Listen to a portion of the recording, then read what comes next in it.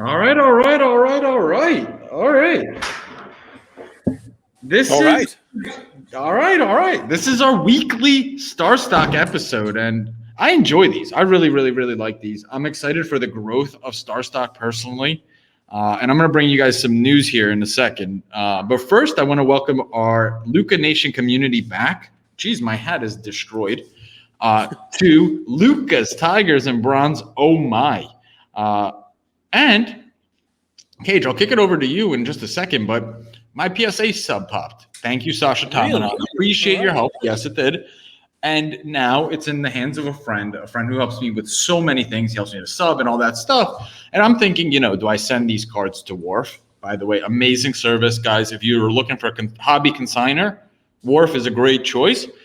But I'm also going to Starstock, and I realized there's a spring slabs promo. Cage, have you seen this? Yep. As long as you get it in by May 31st, right? They're giving you a refunding shipping and bonus money depending on how many slabs you send in.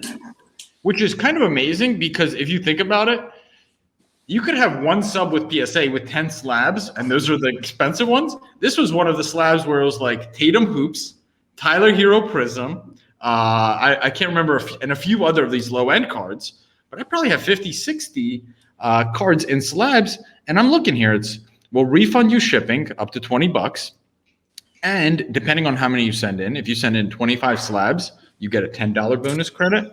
50 slabs, $30. 75, you get 60. And 100 plus slabs, you get $100. So I'm sitting here thinking, is it worth sending to a consigner, dealing with returns, all this stuff for these are low end cards, right? These are base cards. Take a chance, send them to Starstock, and see what happens. So I wanted to open up this episode with that. I'm a legit use case. These are going to Starstock. I wanted to open up with that before we get into all the data and things like that. I'm going to take advantage of it myself because I have cards I sent in, a while back. You get the returns and there's, a PSA 8 or a 9 of a Gavin Lux Chrome or something like that. Stuff that, by the time you get rid of it on eBay, you're paying 13%. Forget about it. But, on StarStock now, you might be able to, get a couple bucks, and plus it's now part of a promotion. You got PSA 9s. I got a bunch of 1920 prisms that are not 10s. 9s of Cameron Johnson, guys like that. I get, a couple 9s of Kevin Porter Jr., you name it. So why not? Send them in, stack them up, mail them out, do what you got to do. I think it works. I'm definitely going to send some in myself. Here's where it gets really funny with this week's data. Kyle Kuzma. This has to be an outlier. Someone got drunk and made a ridiculous purchase because his cards went up 225%. That's got to be an outlier. Well, he was the only one playing. Remember, he had that one game during the week where he scored like 20-something points, and when your cards, so his cards, if you remember, I'm gonna give Luca Nation Conrad a little credit here because if you remember last week, his episode had a couple guys who were beaten down for no reason, and Kuzma was one of them, right? And his cards were like $10, $10, $10, and it went down to $4. And if you look at his graphic, that Conrad does a really good job of, every week take a look. And, obviously, he's part of this episode here. He basically was like, look, there's no reason for it to go down. We were talking about Markelle Fultz was another one, if memory served. And, he's been injured the whole year. And then all of a sudden, basketball dropped, for some reason. People were trying to, I guess, empty their stuff out. So clearly somebody was able to buy that Kuzma low. And then he had a good game. And, if the card goes from $4 to $10 back to where it was, that's, it's a 200 and change increase. So it's justified. I wouldn't be buying Kuzma cards myself, but you can see how it would jump like that. The craziest thing that stood out to me was Cassius Winston. You want to talk about that? I'm a fan. I watched him play a lot at Michigan State. He was on the older side too. It's interesting. The hobby doesn't love typically guys that come out of college after 3-4 years. Have you noticed that? Yep. But and sometimes they don't even get a lot of play in the beginning. Like Devontae was a great example of that, right? Mm-hmm. But if you really think about it, who's more NBA ready? 18, 19-year-old Jameis Wiseman? I was going to say Jameis Winston. James Winston, or someone like Cassius Winston who could legit run a second unit in the NBA. He's smart. He's got game. So I'm a big fan. I remember watching him on Michigan State and just being like, this guy's really smart. He has a really high basketball IQ. Yeah, I mean, listen, there's a lot of interesting names. Okoro was one of your plays, Starstock play. He's on the top 5 players by sales. Xavier Tillman, another late draft, another guy that I remember pulling his cards, autos in both hoops and in Prism Draft, and being like, "Oh man, that's not the guy you want." Obviously, somebody wants him. There were 363 of his cards sold last week on Starstock, so that's interesting. The one thing though that stuck out the most for me was we saw there was a halt to baseball. I mean, this kind of goes exactly the way you would think, right? Like we said, baseball was going to pick up, baseball was going to be the leader, but like anything else, right? The basketball playoffs are starting at a time where baseball season has got underway. We're a month into it. Everybody looks at baseball and says, we got a long season ahead of us. It's boring. It's that dog days of summer starting up, I could get back in. I could get in and get out in relatively the same price. Absolutely. Yeah, there's more action now in basketball. You buy a basketball guy who's going to make a playoff run, and there's more potential upside. Whereas in baseball, it's just the playoffs, the All-Star break is far away, let alone the playoffs. So, dude, having fun with your hat? You do? I washed it in the washer and just got destroyed. If you guys have a hat company out there, or if there's any nice hats, I'm in the market. I'm in a dire need. So send me some links or send me a sample. I'll tell you, we just had the Rally C co-founder. I don't want to say C, co-founder and chief product officer Rob on. That's going to be airing Thursday. But he said something really great. He said, "History repeats itself. History leaves trends and patterns." So I'm looking at the top of the data, and it's the sales breakdown by sport: football, baseball, basketball. Yep. And I think, if nothing else, guys, tune in for just this breakdown because it's a great piece of kind of macro analysis on the whole market. And what you're seeing is football dropped 7.9% week over week, baseball dropped 2.3% week over week, and basketball is up 10.2% week over week. And what does that suggest? It just suggests that there's more basketball buyers heading into playoffs. It's a trend that we've seen year over year over year. We've back up 3, 4, 5 weeks before opening day. Baseball was on the up and up because people were buying more baseball. The point is, if you understand and spot these trends early on, you can become aware of them moving forward and you could get ahead of them. So that's things that I think are incredibly, incredibly valuable. You guys, we have Conrad at the end of this segment. He goes into a deep dive into NBA, but I'm a big, big, big trend follower, pattern recognition. And I think this is an incredible pattern to catch. So can I tell you something I noticed? And this is an odd one, right? And it's something I noticed in my own account, and I'm glad the data's there to back it up. So guys, don't miss what's being said there, right? Football's down. The next thing is going to be football, right? So you should be looking at football now, right? And then baseball when playoffs are starting. If you're looking at baseball way in advance of that playoffs starting, people, the prices will perk up when people start getting interested in these things. So let me tell you something I noticed on my account, and then I'm glad that we have, the access to this data because I don't know what's causing it. I have no idea because I can't explain it. Other than we're heading towards the end of the basketball season, and maybe people are getting a little more run than they otherwise would have, and these are guys that don't necessarily have cards in all the products.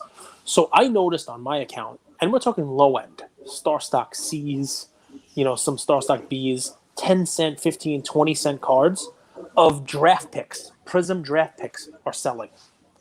I probably made a dozen 2020 Prism draft pick sales in the last week or so of low end, guys. I don't even really, they're not going to pan out. Who knows? But they also, they have regular cards. The draft picks were the ones that I sent in Christmas time when no one had any other cards other than draft picks, and it was weird. I mean, I don't know if there's somebody out there scooping up all the draft pick cards, or maybe it's they're cheap by comparison, or there are guys who have draft pick cards like Cassius Winston, like Xavier Tillman, who are prominently in those Prism draft that you can get their cards instead of paying dollars, you can pay pennies for them.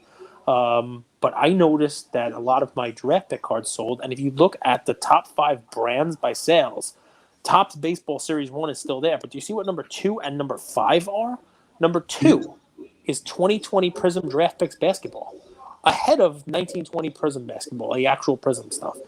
And then you have at number 5, 2019 Prism Draft Picks Basketball.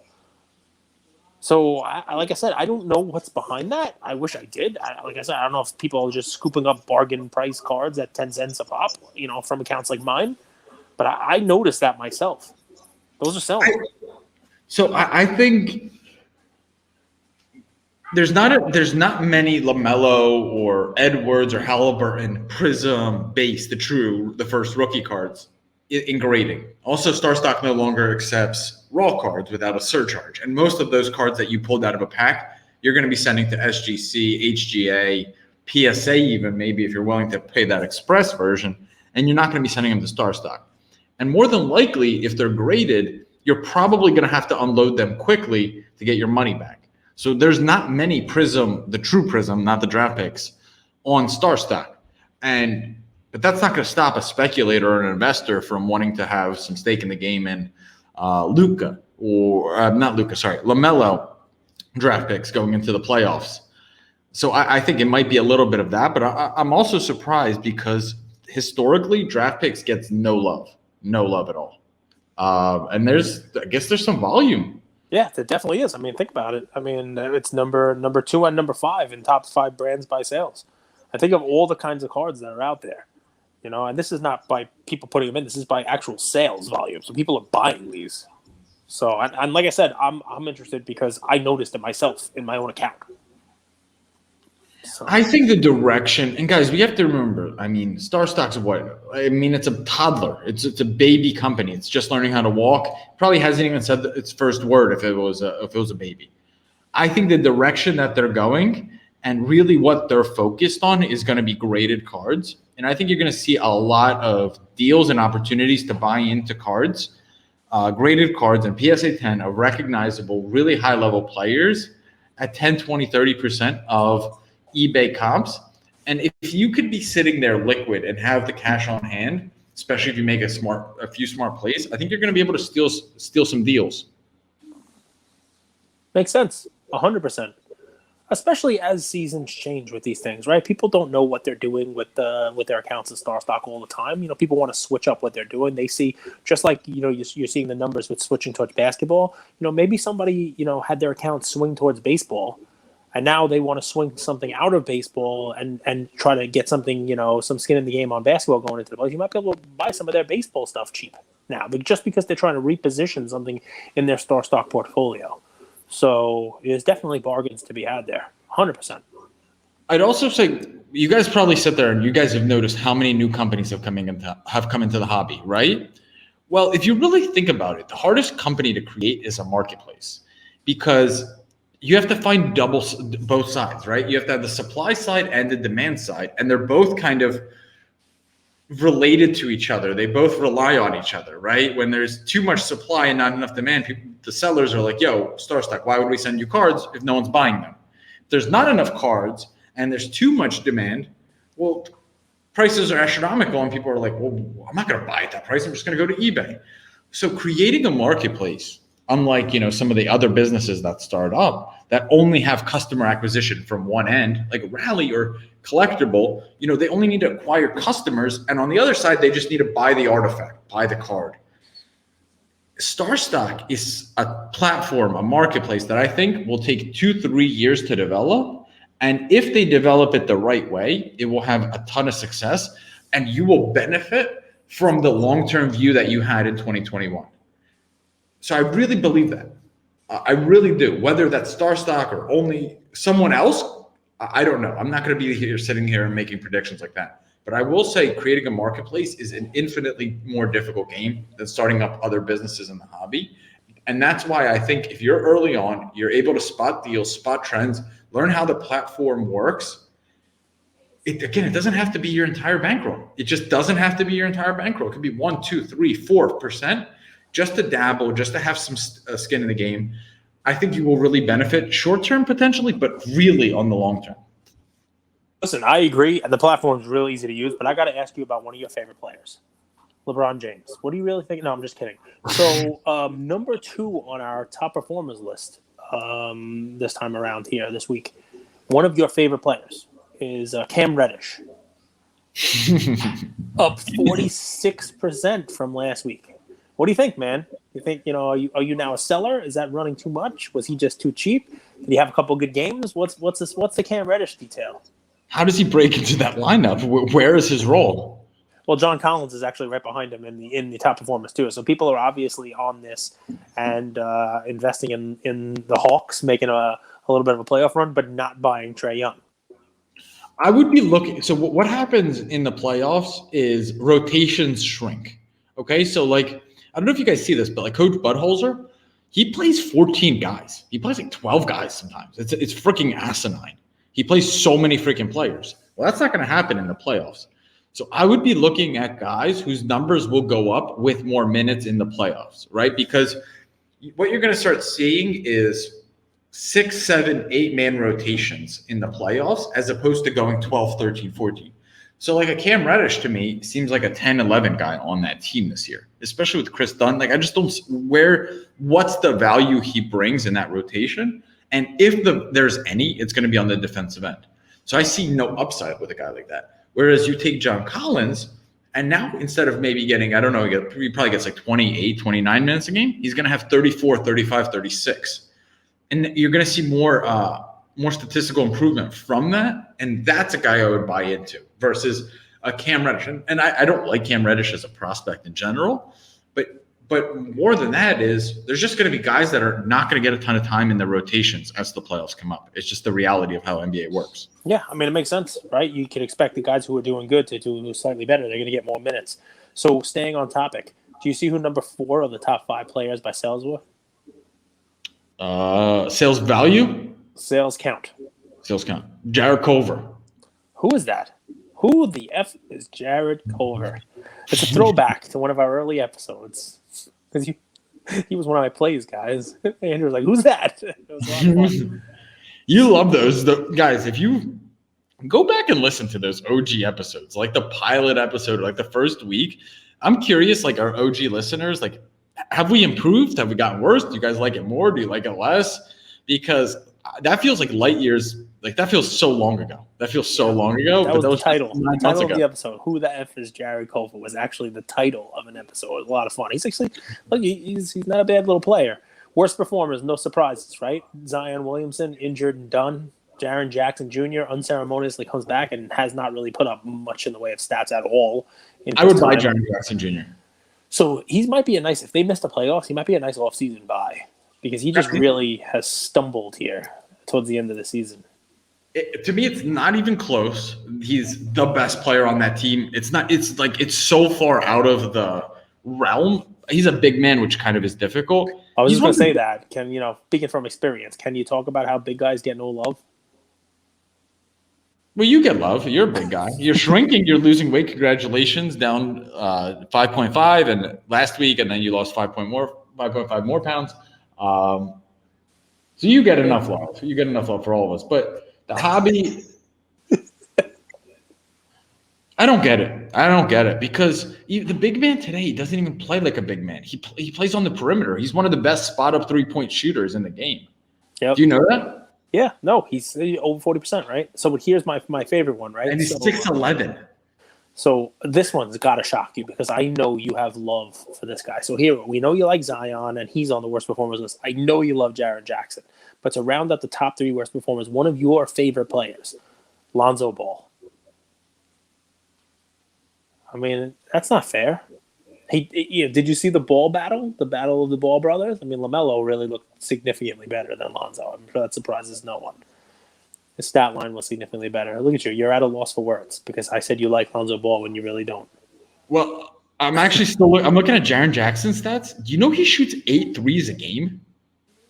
Well, Dwight Howard took a bunch of threes the other day too, but some of them were air balls. So I'm just saying he should be shooting them. Obviously, this season he's played 9 games, so you can't really. And he's coming back from an injury and all. It's really hard to come back at this time of year. But last year he played 57 games, 3.2 makes, 8.2 attempts a game for on the 3-point line. That's wild for a big man. Lonzo is this confusing character because his game has improved a lot. And by the way, the Pelicans have a really good shooting coach that people swear by, and he's worked with Lonzo on a shot. And you see it. He's a better player. At the same time, I think there's still the stench, and I use that word very intentionally from his dad. I'm putting Cage to sleep. Wake up. And I think there's like this brand around Lonzo that's so polarizing. Like there's the OGs that still like they're like Lonzo's good. I like Lonzo. There's a lot of people that dislike Lonzo. That whole family. It's interesting. LaMelo gets a lot of. Yeah, LaMelo is. I don't see any of that stench rubbing off on LaMelo. That's no good. You know, I mean, how does it stick on one and not on the other? I don't know, but it does. It really, really, really does. Because maybe like LaMelo's like childlike and very like. People like he's always smiling and giggling. He's like that guy that is like even if you wanted to hate, it's really difficult to hate. Where's the other Ball? Where's Fredo Ball? What's the other guy? The one that didn't make it. Where's Fredo? You know, I mean, obviously Sonny and Michael they did their thing. The Pistons. Fredo Ball plays for the Pistons. Really, the third one? Is he in like the G League? Like, is he doing anything? Is he resurrecting the big baller brand? What do we got going down with what's his name? LiAngelo? What's his name? Something like that, right? LaFredo? No. It's a Godfather reference. Come on. Stick with me. I know movies are not your thing. That's a Godfather. Well, I've seen Godfather. Okay. So you know who Fredo is, right? Yeah. He's smart. He can do things. He can play basketball. I just don't think LiAngelo is very good. All right. Well, he didn't make any of our lists this week on the so here's another fun one, right? The emerging index and the baseball index both down. Both down 7 and 2%, something like that. It shows kind of like the overall strength, the overall market conditions. But if I had to make a prediction, I think we're going to see a reversal of that coming up, especially with the basketball playoffs coming up. I think we're going to see people starting to buy back into the basketball stuff, and I think we're going to see the index start to move up. So, I think so too. I think it's been down. I mean, this week is down a little bit more, but like those marginal, like when it's down 1%, 2%, 3%, a lot of that is just they need to create liquidity on the marketplace. Yep. That seems like an obvious thing, but it's not the easiest thing to do either. So sometimes it's like there's no liquidity, the sellers can't hold out, and they drop the price to really find a buyer. Like you saw the Acuna cards. Is 206 and 200 real market value for that card? More than likely not. I think the seller just wanted the cash, and he was like, damn, I just got to get my money out. So I understand it. I think it needs to find a bit more of a liquidity equilibrium. You heard that. I coined that term. Liquidity equilibrium. That's yours. That's your new phrase. All right, it works. I get it. I don't even know what it means, but it just sounds good. It sounds provocative. Dude, combine a couple words together and make it sound good. Cardboard relevant. It's good stuff, man. It's good stuff. I own that Instagram handle, so if you would like, make me a generous offer. Oh, no, you don't. But it'd be nice if you did. All right. Well, listen, this has been fun. We got Sam Conrad, Luca Nation Conrad. We got his analysis this week as well. And yeah, man. Any final thoughts as we we probably have one more Starstock episode before the playoffs actually start. But any thoughts as we head into the playoffs? Do you have your own maybe a person? John Collins was a great idea, but it sounds like people are already on him because he's the number 3 top performer. He's already up 70%. Got any other suggestions like that? Somebody you think might show up during the playoffs? Two things. This year with the NBA has been really tough. There's so many freaking injuries, man. There's so many injuries to key guys. It's really, I get it. It's tough. I don't predict. I am curious to see the matchups, and then I try to capitalize on the matchups, if that makes sense. So it's hard to say. Like, it's really tough to say. It depends. It really just depends on the matchups. Like Tyler Hero could have, and the Heat could have been bounced in the playoffs last year. If they, for example, if they faced the Sixers, I think that would have been a really tough matchup for them. But they got the Bucks. So you'll reserve judgment until you see the matchups. I mean, it makes sense. You don't want to be betting on somebody who could have a bad matchup and be an early exit. Right. And I really want to be betting on someone who, like Trae Young, would be a guy I would bet on if he got a favorable matchup. So I'm going to throw a name out there just because his stuff, it ran a little bit, but it hasn't gone crazy. And it's really just kind of like one of these low-risk, high-reward guys. Claxton. Nick Claxton on the Nets, right? I don't see them having an early exit no matter who they match up with in the first round. I'm not saying they're definitely winning a championship. I don't see they're really going to be, going to be bounced out. Maybe they don't make the finals. Who knows? But they'll have to playoff run, and all it takes is him to show up and have any kind of stats because no one's looking for it, especially with the big three there. And you could be buying a card for for very little and be selling it immediately on that one night for a decent return. So that's the kind of play I'd be looking for on Starstock. You don't have to lay too much to kind of bet on somebody like that, and I think there'll be opportunities for him. I love it. I like Nick Claxton a lot. Like last bubble, the Heat played Indiana and then they got Milwaukee, right? And then they met Boston in the conference finals. But if the Heat would have matched up with Toronto or the Heat would have matched up with Philly, that may not have been as convenient for them. So like another one is Trae Young. Like I really am curious to see Hawks-Knicks. That's going to be an interesting matchup because the Knicks are the darlings of the year. But I don't think the Knicks can beat the Hawks. I really don't think that's a favorable matchup for them because the Hawks can put up some points. And then the Hawks are kind of gritty as well with Nate McMillan, our coach. So that's just one example. The second thing is I want to say I've made money on Starstock buying graded cards. I got Mbappe for $960. It's in my vault. It's not a liquid card, but it's a $1,400 card right now. I got Acuna cheap. So I've lost money on raw cards, but I've been like a sniper in the grass, and I found some really good deals when it comes to graded cards. Yeah, so I'll say that. I'll leave it at that. Maybe next week, so next Tuesday, we'll do another Starstock episode. I'll try to be more prepared with like who do I think is a good play for the playoffs in the NBA, or will it be too late? No, that's fine. No, it's the play-in starts a week from today. Actually, I think the play-in tournament, the 18th to the 22nd. I think 18th to the 21st. So can you feel it? And guys, stay tuned. So Conrad is going to break down the NBA Starstock Index and talk a lot about that. Maybe he has some diamonds in the rough. The kid knows NBA. He doesn't agree with my take with LeBron, and we're riffing right now. We're not happy with each other. But, as any high school relationships, by Friday, people forget. All right. Thanks, Luca Nation. What's up, Luca Nation? It's Conrad here, and obviously things are looking a little bit differently. I decided to change the setup. That way, rather than like looking over the entire time when I'm talking, because my computer was over here and the camera was over here, the computer was over here and the camera was over here, I can actually kind of look at you guys. So if I'm looking at the screen, at least it doesn't feel quite as awkward, or I can look directly into the camera and still kind of see what's going on the computer screen. But regardless, here's another segment for the Starstock episode. I'm going to be breaking down the emerging 30 index that they have for basketball. So let me share my screen real quick here. For those of you that want access to the entire index rather than, of course, just, the 4 or 5 guys I'll be talking about today, go to starstock.com. You'll be on their homepage, scroll down just a little bit, and you'll see the NBA emerging 30 index. You can click view the index, and you'll have all 30 guys at your disposal rather than, of course, just a few guys that I'll be talking about today. Excuse me. I just burped slightly. So actually there's a couple of guys, or actually really just one main guy that I want to talk about that's on the index that I did not write about in the article that I wrote. So let's talk about him real quick. As you can tell, if you are looking at the screen right now, obviously if you're listening to this on Spotify or Apple Podcasts, you probably can't see the screen. But we saw a pretty massive jump percentage-wise from Kyle Kuzma. Now here's something that I do want to point out.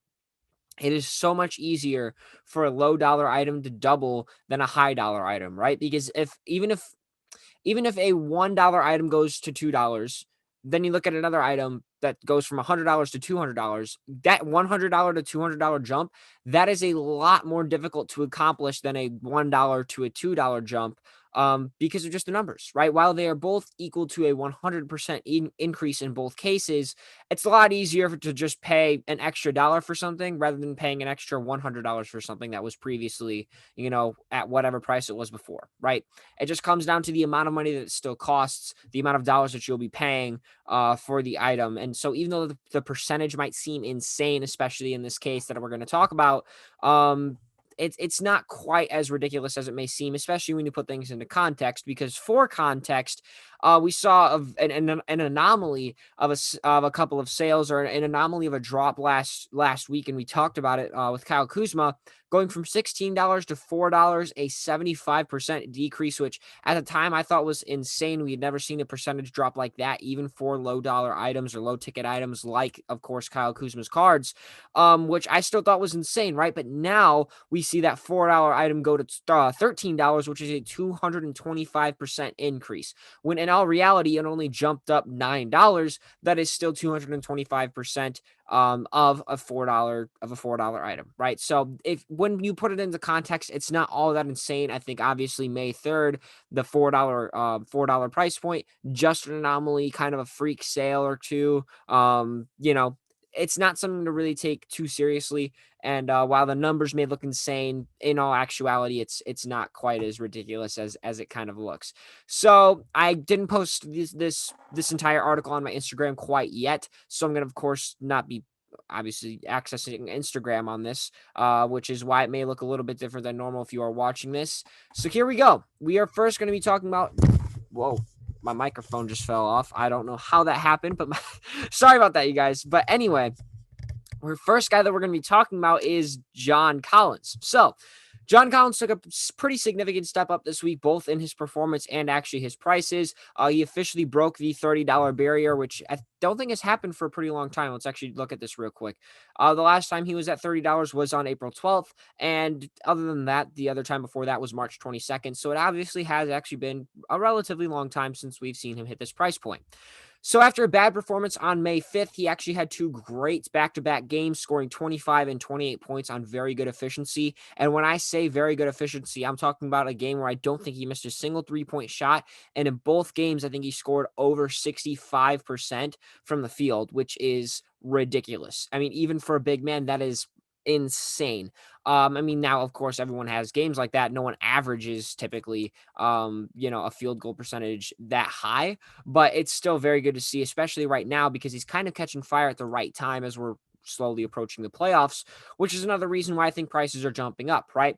We're slowly approaching the playoffs, and it's a pretty even race right now. And I don't think a lot of people want to commit too much money to whatever, Kevin Durant or LeBron James or anything like that, even though they may already have cards there. They may not want to double down on those investments, especially with the uncertainty overall in the basketball market or the sports card market in general, as we're kind of experiencing a correction. So I think people are kind of just putting their money into slight gambles like Collins, right? The Atlanta Hawks offensive powerhouse team, they could definitely upset a team or two or make a solid deep run, maybe to the second round and be competitive there. Or if they're lucky, maybe they make it to the conference finals. And some people are willing to put a little bit of money into these guys, especially a guy like Collins, who's not going to be quite as expensive as Trae Young, but is definitely one of their main options after Trae Young. So he could experience a couple 20-point nights in a deep playoff run, and maybe his prices see some pretty significant increases because of that. And so people are willing to put a little bit of money to a slight gamble like John Collins. Next guy that we'll be talking about is going to be Rui Hachimura. I wanted to talk about him more or less for what happened last week than this week. There isn't necessarily a ton that was exciting with him this week, but I think he's still worth mentioning regardless, right? So we saw cards hit a recent low point at $11.25. What's trackable on the Starstock on the Emerging 30 Index? There is no sale or no week where the price is lower than where it was on April 26th at $11.25. But then his cards did recover with a 24.4% jump up to $14 after that week, right? And I think obviously this was just a bit of a correction because prices were at an all-time low, so people were willing to pay more money for them because it's like, look, it's at the bottom. I'm willing to buy now, especially if I think he's a good player, or especially because the Washington Wizards have been improving and are actually in the playoff race and still being very competitive in the Eastern Conference, which I did not expect whatsoever. And so people are willing to put a little bit of money into him, especially because prices were low, so it's not quite as risky as it used to be before. But on top of that, Rui also did have a very nice 27-point game and a blowout win over my Indiana Pacers, unfortunately. But that might have helped obviously boost his prices just slightly. Now, these next two guys that we're going to be talking about kind of it's something that we don't see very often, to say the least, where two triple-digit guys, and we actually talked about this last week, two triple-digit guys actually experience dips in their prices, one of them much more significant than the other. So Jason Tatum is an oxymoron, as I put it, and I'll explain why in a couple of minutes.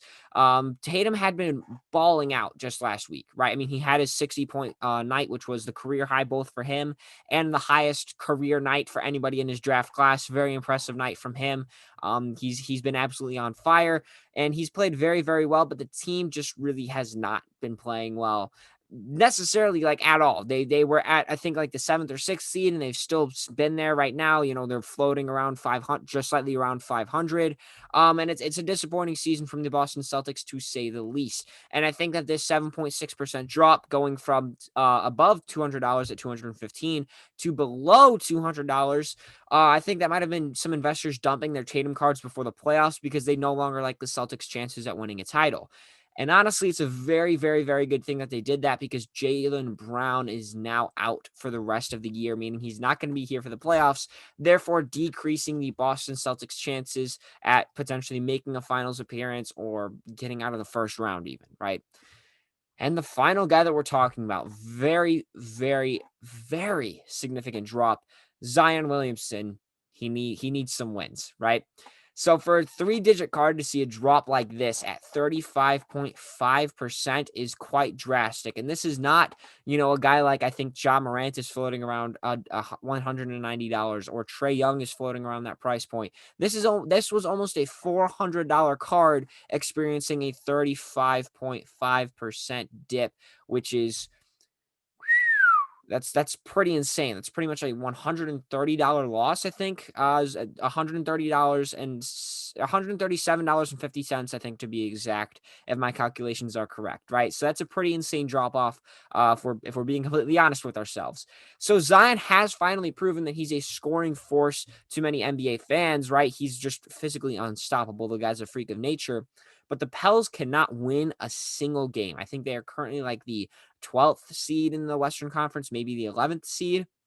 And that's just not good enough, especially for a guy of his caliber. Now, it's his second year in the league. I'm not going to say he's going to end up being like Charles Barkley, never winning a ring or whatever. He never makes the playoffs or anything like that. No, not at all. But for a lot of the short-term investors out there, which a lot of times these sales are coming from short-term investors, it's not a good sign, right? And I think that this was some people trying to just get out of Zion Williamson's cards while they can, so that way they could potentially reinvest that money into whatever, football or baseball. Now that baseball's going on, right? Maybe they want to put some money into hockey. Basically, they just want to get out of the football market right now, or just get out of Zion Williamson's cards at the moment.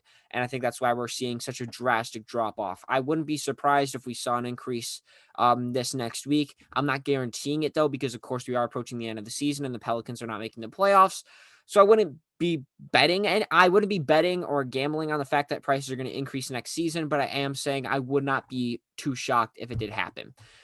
Before I end this episode, I just want to make sure that there's no one else to talk about. MPJ, Michael Porter Jr., of course, experienced a recent all-time high at $85. I wanted to talk about him a little bit, but I've talked about him enough the past couple of weeks, and I think that, we should move on to some other guys. And honestly, other than that, no one else that is significantly worth mentioning. I will say I'm a bit surprised that Lonzo's prices are dropping, considering how well he's playing right now. But of course, he's in a very similar case as Zion, where he's a solid player, but the team is really poor. They're not getting any wins, and of course, that doesn't help his prices by any means.